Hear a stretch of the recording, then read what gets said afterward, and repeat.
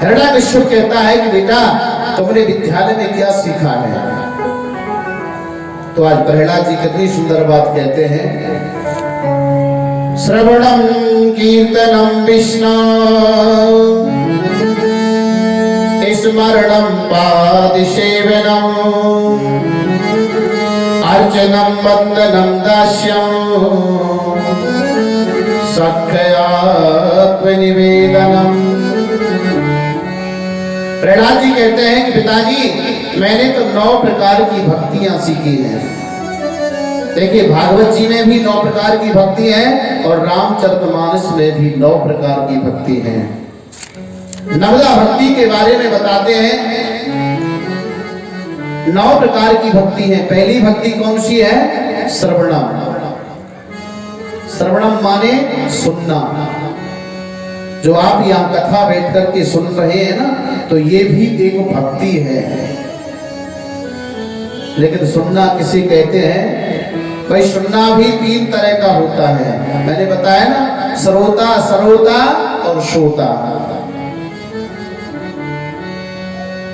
भाई एक तो सुनना होता है कि सुन करके उस बात को अपने हृदय में उतारना। एक सुनना होता है कि सुन करके उसका चिंतन करना, मनन करना और फिर बाद में अपने जीवन में उसे धारण करना। और एक होता है कि इस कान से सुनी और इस कान से बाहर निकाल दी, तो वो सुनना नहीं होता है। ये कोई भक्ति थोड़ी है।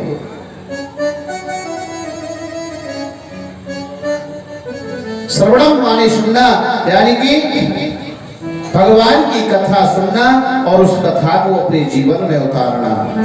दूसरा है कीर्तनम, कीर्तन करना, भगवान के नाम का कीर्तन करना।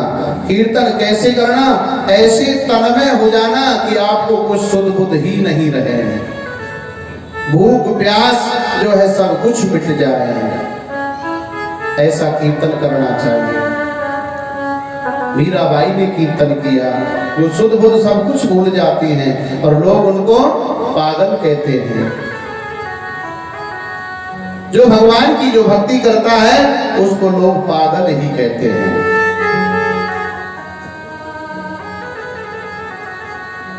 कोई पागल धन दौलत का, कोई पागल बेटे नारी का, सच्चा तो पागल वही जो पागल श्री बांके बिहारी का। भगवान के नाम का कीर्तन करना चाहिए, ये दूसरी भक्ति है। तीसरी है स्मरणम। स्मरणम यानी चिंतन करना, मनन करना।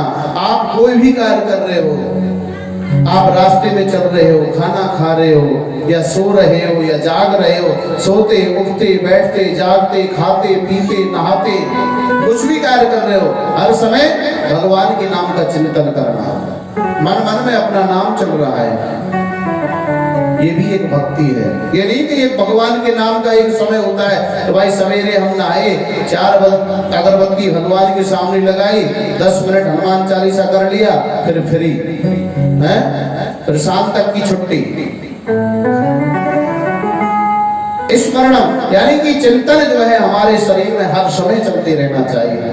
श्वास श्वास पे कृष्ण भज, वृथा श्वास मत खोई, ना जाने आश्वास को आवन हो या ना हो।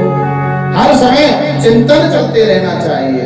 भाई भजन भी करते हैं, भाई महाराज आप जैसे अगर चिंतन आपके शरीर में हो जाएगा तो आप भोजन कर रहे हैं ना, फिर भी अंदर ही अंदर भजन चलता रहेगा।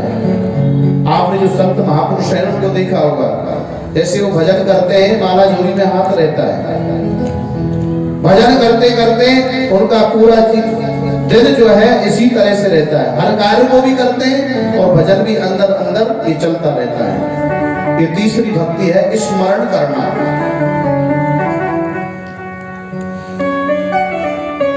चौथा है पाद सेवन, भगवान के चरणों का जल ग्रहण करना। अकाल मृत्यु हरणम शरभ व्याधि विनाशनम विष्णु पादोदकम पीत्वा पुनर्जन्म न विद्यते। भगवान के चरणों का चरणोदक ग्रहण करना, चरणामृत जिसे बोलते हैं। हम जो रोजाना या मंदिर में बैठकर देते हैं ना, वो भगवान के चरणों का ही चरण है। चरणामृत, चरणामृत की क्या महिमा है? अकाल मृत्यु हरणम। जो नित्य प्रति भगवान का चरणामृत लेता है उसकी कभी भी अकाल मृत्यु नहीं होगी। सर्व व्याधि विनाशनम, सभी बीमारियों से वह दूर रहता है। विष्णु पादोदकम पीत्वा पुनर्जन्म न विद्यते। ये जो है ना, पुनरपि जननम पुनरपि मरणम पुनरपि जननी जठरे से, इस चक्र से छूट जाता है। अर्चन, अगली भक्ति है अर्चन करना। भगवान को नहलाना धुलाना, उनकी सेवा करना, वंदना करना,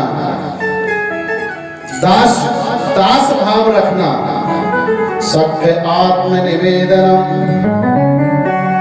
भगवान के साथ सखा भाव रखना। और अंतिम भक्ति है आत्मनिवेदनम, जो भी कुछ है भगवान के सब कुछ अर्पण कर देना है। ये 9 प्रकार की भक्ति है। तेरा तुझको अर्पण क्या लागे मेरा। प्रहलाद जी महाराज ये 9 प्रकार की भक्ति बतलाते हैं।